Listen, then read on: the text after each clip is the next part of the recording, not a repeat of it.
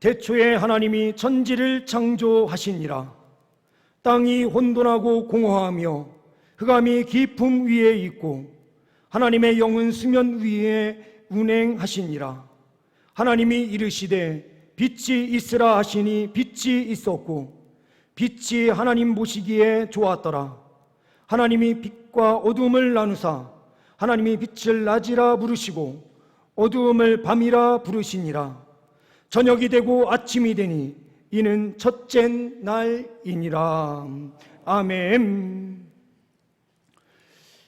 우리 옆에 분들과 먼저 인사하는 시간 갖도록 하겠습니다.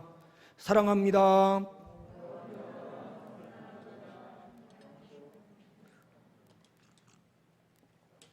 한 번 더 인사하겠습니다. 옆에 분들에게 축복합니다. 축복합니다.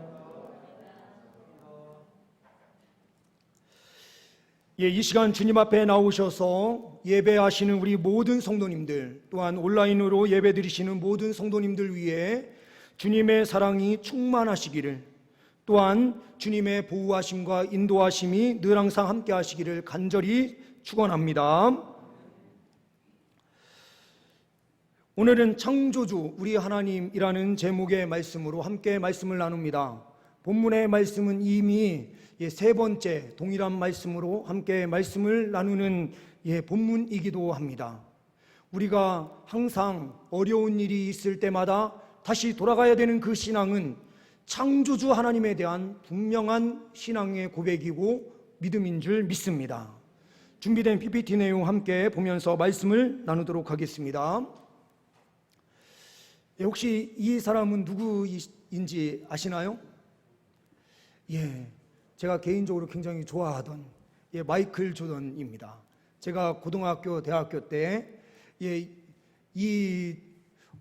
NBA 농구를 보기 위해서 여러 가지 채널을 막 돌리면서 봤었던 기억이 있습니다. 다음이요. 이 사람이 사용했었던 물품을 경매에 내놓고 이 경매에 팔리는 금액들을 높은 순위로 순서대로 쭉 보게 되면 우리는 5위부터 거꾸로 보게 되는데요. 5위가 바로 마이클 조던이 사용했었던 신용카드. 이미 유효기간 다 지났는데 이 신용카드가 얼마에 낙찰이 됐을까요? 바로 377만 원에 낙찰됩니다. 왜 유효기간이 지난 이 신용카드가 이렇게 비싸게 낙찰이 될까요? 바로 마이클 조던의 친필 사인이 들어가 있기 때문에 그렇습니다. 그리고 그 옆에 4위 바로 신발인데요. 이 신발이 1억 거의 3천에 가까운 돈으로 낙찰됩니다. 이 신발을 신고 1997년 유타 재즈와 경기에서 마지막 결승 파이널 경기에서 이거를 신고 뛰는데 이때의 조던은 위장병도 걸리고 감기까지 걸려있는 상태에서 38득점을 하게 됩니다. 이거를 이때의 경기를 최고의 명경기로 보고 있고, 그래서 이때 신었던 신발, 특히 사인이 옆에 들어가 있는데요. 이 사인과 함께 들어가 있는 이 신발이 또 엄청난 비싸게 낙찰되게 됩니다. 다음은요, 1984년 올림픽 농구 경기 결승전에서 신었던 신발입니다. 이 신발 낙찰 가격이 2억 3천만 원 정도 돼요. 이 경기는 아마추어로 조던이 마지막 경기를 뛰고 프로로 넘어가는 마지막 아마추어 경기에서 신은 신발입니다.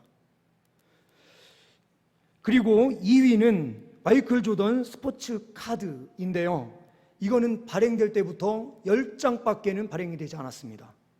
그리고 지금은 3장만이 인증되어 있는 상태이기 때문에 3장밖에 없는 카드라서 이 카드가 4억 2천만 원에 낙찰됩니다.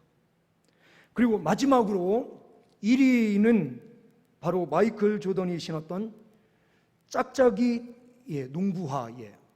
이 농구화는 6억 7천만 원에 이르는 돈에 낙찰됩니다.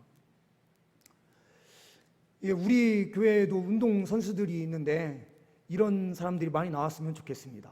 그리고 우리 자녀들이 앞길이 열려지는 은총을 통해서 하나님께서 이 세상에서 리더자들로 굳건하게 세워지고 귀한 우리 은총의 자녀들을 통해서 더 큰 일이 이 세상 가운데 선포될 수 있는 역사가 있기를 간절히 소망합니다. 왜 이 운동화와 여러 가지 물품들이 이렇게 비싼 가격에 낙찰될까요? 그것은 신는 사람이 누구냐가 가장 중요한 거죠. 이 신발을 누가 품었느냐에 따라서 완전히 달라지는 것입니다. 많이 들어본 또 예화 하나를 더 보도록 하겠습니다. 나무 세 그루가 있는데 이 세 그루가 꿈을 꿉니다. 한 그루는 나는 세상에서 가장 소중한 보석을 품는 보석함이 될 거야 라고 하면서 이 나무는 쑥쑥 자라게 됩니다. 또한 두 번째 나무는 나는 큰 배가 될 거야. 큰 배가 돼서 저 푸른 바다를 항해하는 큰 바다가 될 건데 특별히 왕을 태우는 그런 내가 배가 될 거야 라는 꿈을 가져요.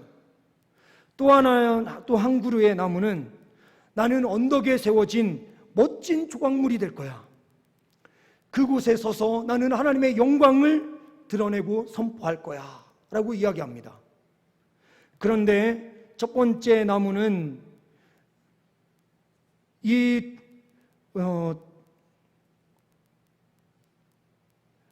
나무를 이게 잘 나가는 사람을 뭐라고 하죠? 갑자기 이름이 목수요? 나무꾼이요. 감사합니다. 갑자기 나무꾼이 생각이 안 납니다. 나무꾼이 이 나무를 해서 가지고 가는데요. 이거를 나무를 잘라서 구유를 만듭니다. 그리고 두 번째 나무는 큰 배가 되는 것이 아니라 조그만한 물고기 잡는 배가 돼요. 그리고 마지막에 있는 이 큰 나무는 땔감으로 잘려서 가게 됩니다. 나무에게도 꿈이 있는데, 그렇죠? 그런데 이 꿈이 다 없어지는 것처럼 보입니다. 그런데 그 이후에 어떠한 일이 벌어지는가? 바로 말구유에 이 구유통이 된 그 나무는 바로 예수 그리스도의 탄생이 있었던 구유가 됩니다. 그리고 이 큰 배를 꿈꿨던 그 나무는 바로 다음 페이지 넘겨주세요.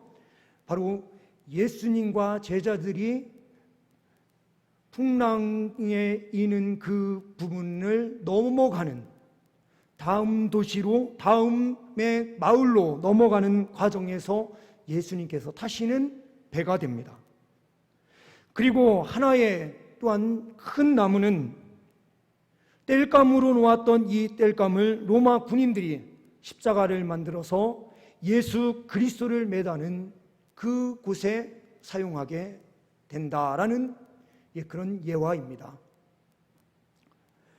어떻게 보면 가장 천한 구유가 되고, 그리고 조그만한 어선이 되고, 그리고 땔감이 되는 것처럼 보였던 이 나무들이 사용되는 것은 어떠한 곳이었습니까? 바로 예수님 가장 귀한 이 천지 만물을 창조하신 그분을 품는 구유가 되었고, 예수 그리스도 만왕의 왕이 되시는 예수님을 태우는 어선이 되었고, 그리고 예수 그리스도를 매다는 그 십자가가 되어서 지금도 예수 그리스도의 죽음을 상징적으로 보여주는 십자가가 되었다라고 하는 이 내용이 크게 중요하지 않을 수도 있어요. 아니, 하나님께서 사용하시며 모든 것이 다 하나님의 사용 방법에 의해서 어떠한 나무가 그 일을 하는지 아무도 알 수 없고, 그 사람들이 그 나무가 어떠한 꿈을 꿨는지 우리가 알 게 뭐야 이렇게 말할지도 몰라요. 그런데 하나님께서는 이 세상 만물의 모든 것을 하나님의 방법대로, 하나님의 뜻대로 사용하시고, 그 모든 것을 통해서 영광 받으시는 분이 우리가 믿는 여호와 하나님이신 줄 믿습니다.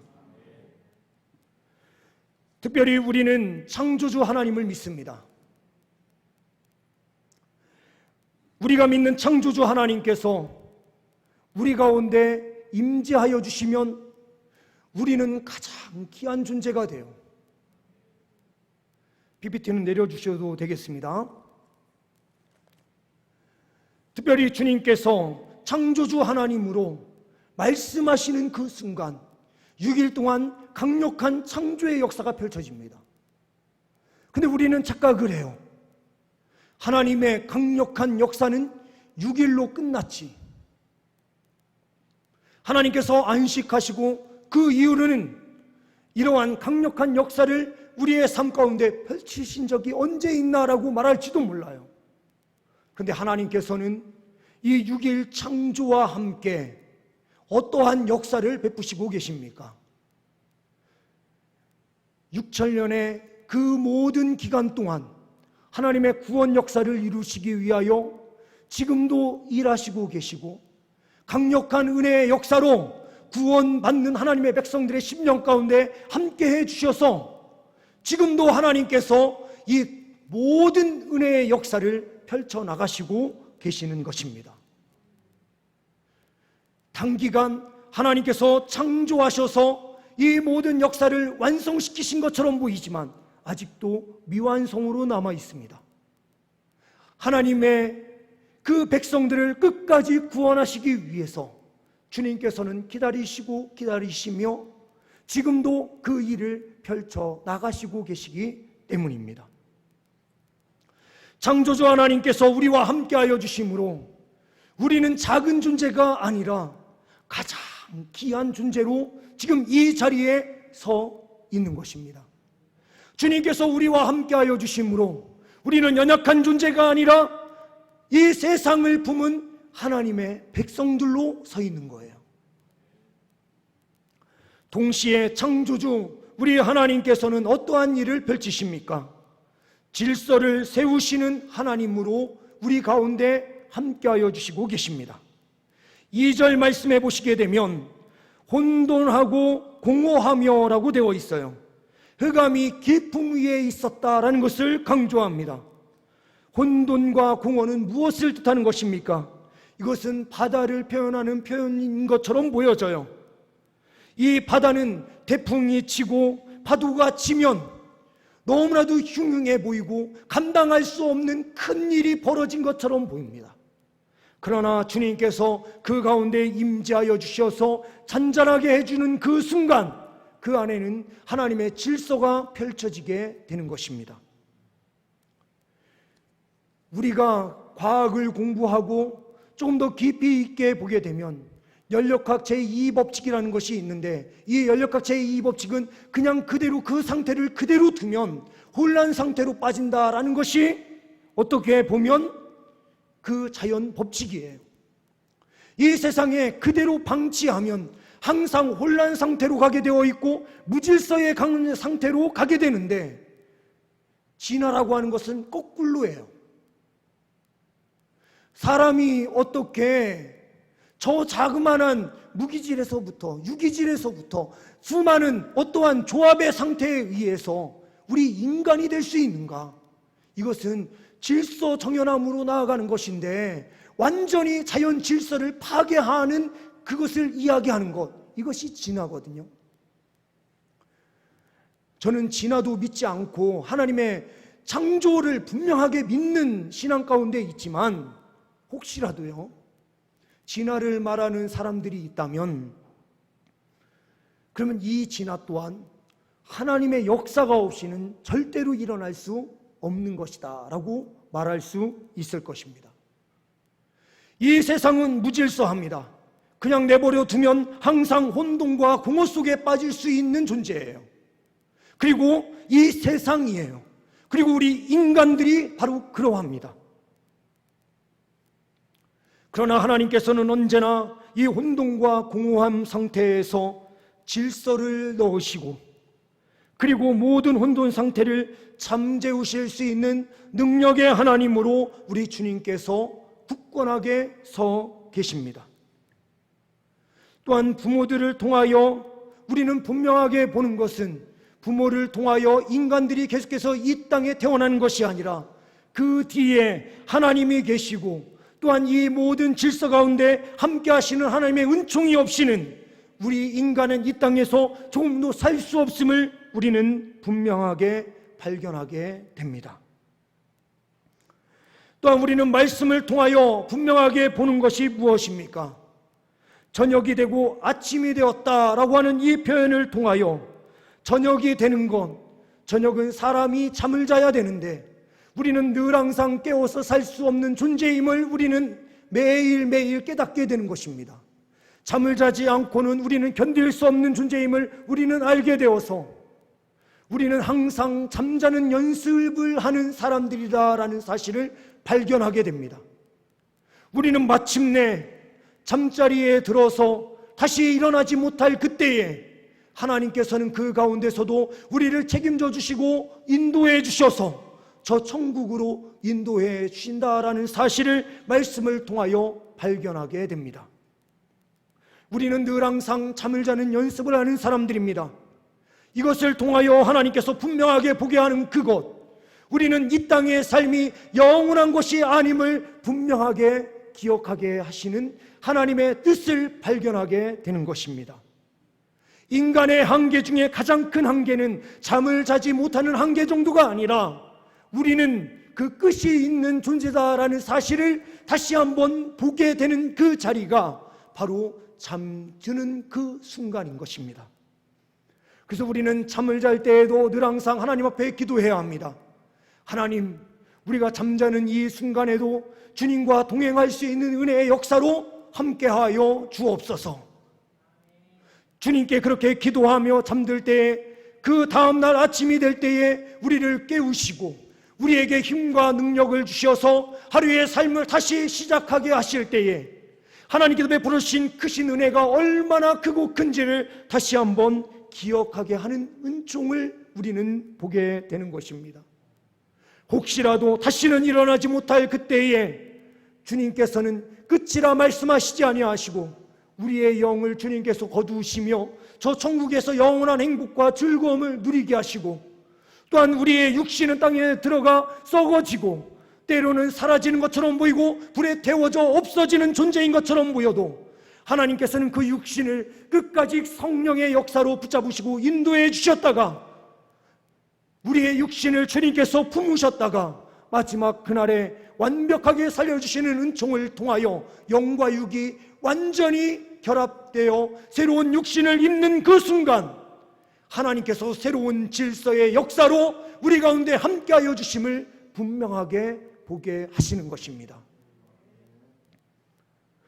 저녁이 되고 아침이 되었다라고 하는 이 말씀에서 우리는 분명하게 보아야 합니다. 인생은 영원한 것이 아니다. 그러므로 이 땅에 살아가는 모든 순간순간 세상의 욕심에 따라 사는 것이 아니라 철저하게 하나님의 말씀에 따라 그 말씀만 부여잡고 살 때에 우리에게는 승리가 있음을 발견해야 하는 것입니다.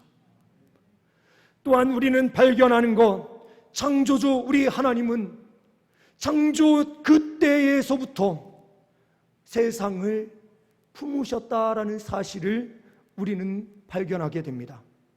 2절 말씀을 보시게 되면 하나님의 영은, 이 하나님의 영은 무엇을 뜻하는가? 바로 성령 하나님을 뜻하는 단어입니다. 이 영은 바람을 뜻한다라고 말하기도 합니다.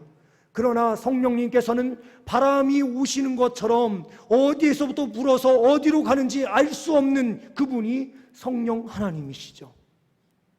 하나님의 영은 수면 위에 운행하시니라 라고 되어 있는데 이 운행이라고 하는 단어는 히브리어로 라하프라고 되어 있습니다. 이것을 뜻을 해석하게 되면 운행이라는 이 표현으로 표현된 단어가 덮는다라는 의미로 해석이 될 수가 있습니다. 덮는다, 무엇을 덮습니까? 하나님께서 세상 만물을 창조하실 때에 주의 성령으로 이 지구를 감싸 안으신 것입니다.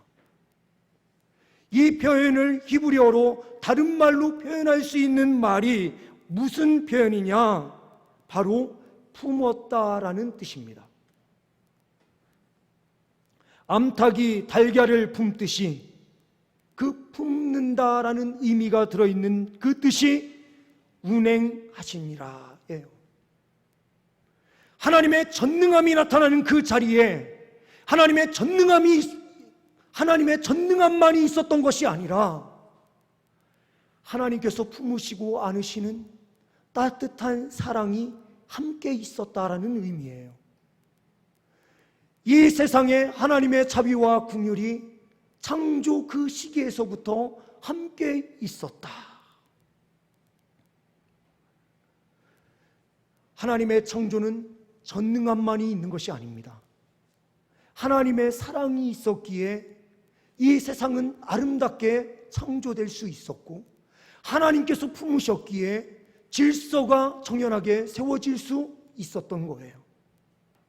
어떤 사람들은 이렇게 이야기합니다. 땅이 혼돈하고 공허하며 라고 한 이것은 혼돈 상태에 빠져 있는 이 우주 상태를 이야기하는 것인데, 이것은 바로 사단이 하나님을 찬양하는 자리에 있었어야 되는데 그 찬양의 자리에 자기의 지위를 지키지 못하고 하나님을 대적하는 순간 하나님으로부터 쫓김을 받게 되고, 이 쫓겨난 그 상태에 놓인 사단들이 하나님의 창조를 막으려고 갖가지 수단을 다 쓰고 있는 것이 바로 이 땅이 혼돈하고 공허한 상태를 뜻하는 것이다 라고 말합니다. 그런데 하나님께서는 어떠한 일을 베푸십니까? 혼돈과 공허의 상태에 있었던 그것을 완전히 물리치시고 하나님의 방법으로 하나님의 질서를 세우셔서 이 세상 만물을 창조하신 것입니다. 이 세상이 존재한다라고 하는 것은 그 안에 항상 어둠의 세력이 존재하고 있지만 하나님의 완벽한 계획은 계속해서 이루어지고 성취된다라고 하는 말씀입니다.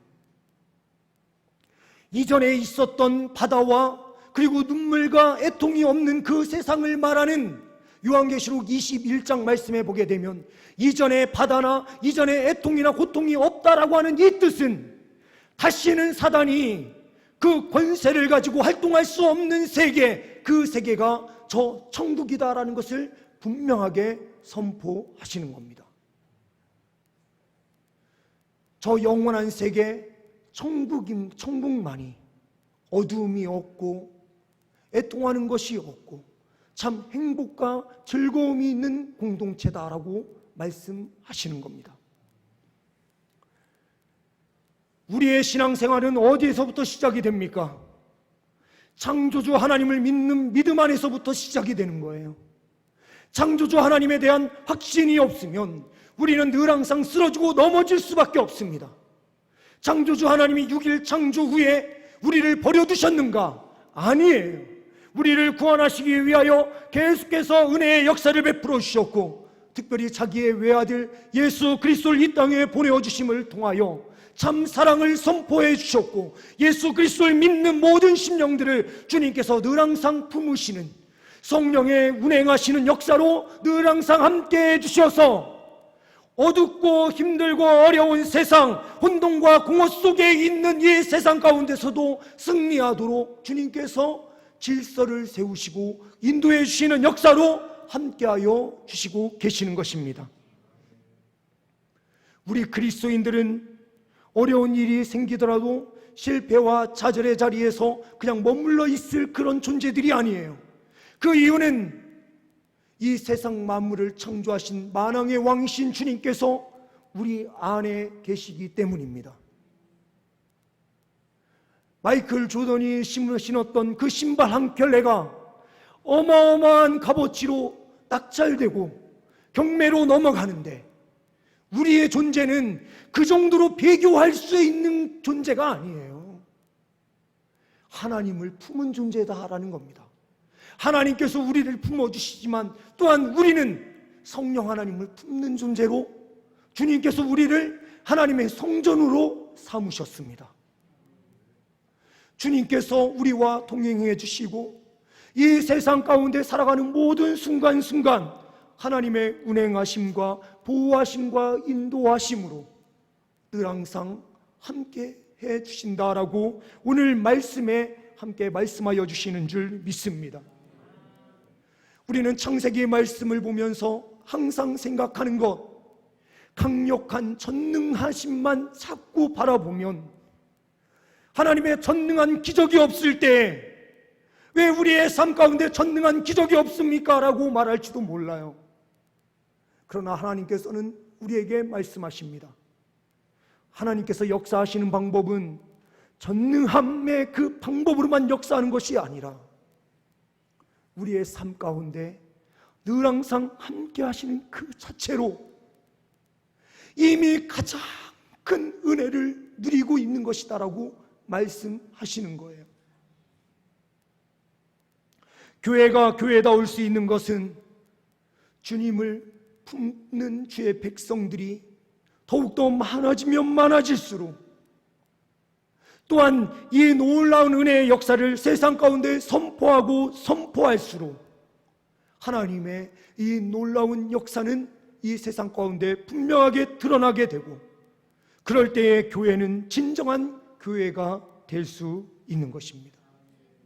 우리 주님께서는 우리에게 말씀하십니다. 창조주 우리 하나님, 그 하나님은 전능한 하나님이시다. 그 전능한 하나님이 우리와 함께 하심으로 혼돈과 공허가 완전히 잠재워지게 되고, 혹시라도 이러한 어려움과 고통 속에 있는 사람들 가운데서도 우리 성령 하나님께서 찾아와 주셔서 감싸 안아주심을 통하여 참다운 평안함을 누릴 것이다. 그러므로 세상을 품으신 하나님을 바라보며 끝까지 믿음의 길을 걸어가라. 내가 너희의 모든 삶을 책임져 주고 인도하여 주실 것이다 라고 말씀하여 주시는 줄 믿습니다. 왜 동일한 말씀의 본문을 가지고 이렇게 3번이나 설교하고 있을까?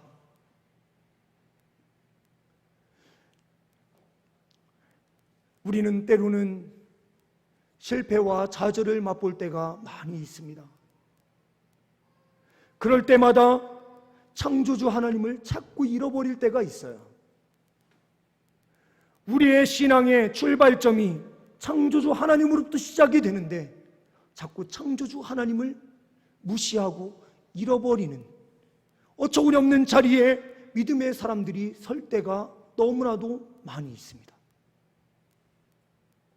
하나님께서는 전능하신 하나님으로 이 세상 만물의 창조주로 분명하게 지금 이 순간도 우뚝 서 계신 분이 우리가 믿는 여호와 하나님이십니다. 그 하나님을 분명하게 믿는 신앙으로 전진할 때에 주님께서는 우리의 삶에 더 큰 은혜의 역사를 펼쳐주시는 전능한 하나님이십니다. 하나님께서는 우리 가운데 함께 하십니다. 우리 성도님들, 우리 주님께서는 우리의 모든 삶을 책임져 주시기를 소망하시고 계십니다. 하나님께 전적으로 맡기시기를 소망하시고 계시는 줄 믿습니다. 우리 성도님들께서도 다들 많이 접하셨을 거예요. 제 아내의 아버님, 저의 장인어른께서 암으로 지금 병원에 입원해 계십니다. 제가 우리 이제 아내에게, 아내가 기도 제목을 우리 성도님들께 부탁을 드려도 괜찮을까요? 라고 저한테 물어보는 거예요. 그래서 제가 부탁을 드려라. 왜 부탁을 드리느냐? 위급한 상황이 있을 때 함께 기도해야 되는 공동체가 우리 교회 공동체예요. 제가 우리 성도님들께서 위급하고 힘든 상황이 있을 때 저한테 기도 요청을 하게 되면 저도 간절히 기도하거든요. 그러면서 그렇게 저한테 알려주십시오 말하는데, 우리 가정에 어떤 어려움이 있다고 숨기고, 우리 성도님들한테 어려움을 지어드리면 안 되지라고 하면서 기도 제목을 이야기하지 않는다면, 이거는 제가 반대의 행동을 하는 것과 똑같다는 생각이 들었기 때문이에요. 목회자의 가정에도 어려움이 있으면 성도님들께 함께 아래서 함께 기도하는 것, 그리고 우리 성도님들이 어려운 일이 있을 때에 목회자에게 부탁을 해서 함께 기도하는 이 공동체가 진정으로 살아있는 공동체다, 저는 생각을 해요. 창조주 하나님, 살아계셔서 역사하시는 하나님 앞에 우리는 한 아버지 앞에 서 있는 공동체거든요. 우리 서로가 함께 기도하고 함께 협력해 나아갈 때에 하나님께서는 그 안에 강력한 역사를 펼쳐주시는 거예요. 우리 성도님들도 어려운 일이 있을 때마다 기도의 제목을 저한테라도 문자로 알려주시고 또한 전화를 주셔서 함께 기도하도록 해주셔야 돼요. 우리 목사님 바쁘신데 내 기도의 제목까지 알아봐야 뭐 할까? 그러실 필요 전혀 없으십니다. 제가 항상 말씀드리는 대로 목회자가 왜 이 자리에 서 있습니까? 우리 성도님들을 위해서 함께 기도하라고 이 자리에 있는 것 아닌가요? 우리 성도님들을 위해서 하나님의 말씀으로 섬기라고 이 자리에 있는 것 아닌가요? 또한 목회자가 우리 또한 성도님들과 함께하는 이 행복이 아니면 무엇으로 목회를 하고 행복을 갖겠습니까? 우리는 함께함으로 행복하고 함께 기도함으로 참다운 신앙의 은혜를 발견하는 거예요. 우리 성도님들이 주님 교회를 위하여 헌신하며 함께 달려와 주시는 은총이 없으면 목사는 아무 일도 할 수 없는 거예요. 창조주 하나님을 믿는 그 신앙으로 함께 주님에 대한 뜨거운 그 믿음의 고백으로 함께 전진하고 서로 기도하며 함께 하나 될 때에 우리는 진정한 아름다운 공동체를 이룰 수 있다라고 저는 확신해요.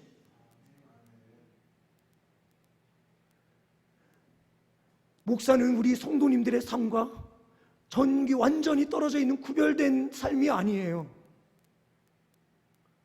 우리 성도님들이 아픈 그 아픔이 있으면 당연히 아파해야 되는 존재가 이 자리에 서 있는 목회자고요. 우리 성도님들이 행복해야 또한 함께 행복할 수 있는 자리가 이 자리라고 저는 확신해요. 우리 성도님들, 기도의 제목은 우리 서로가 함께 나누되 잊지 말아야 될 것이 있습니다. 서로의 아픔을 하나님 앞에 간절히 함께 기도하는 자리로만 나아가야 되지, 그것을 가지고 저 가정이 어떤 문제가 생긴 거는 어떤 죄 때문이야, 이것은 하나님께서 판단하실 문제예요.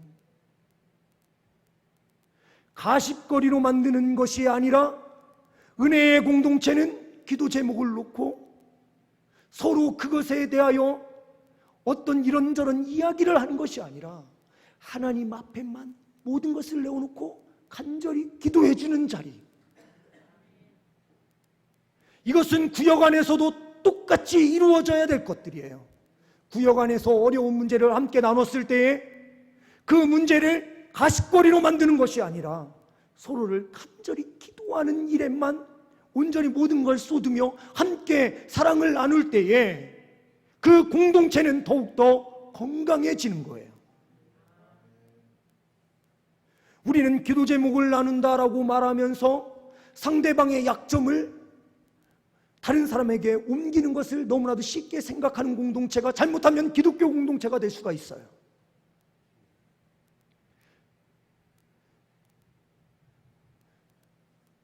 이 순간 저의 문제를 이야기하는 게 절대로 아닙니다.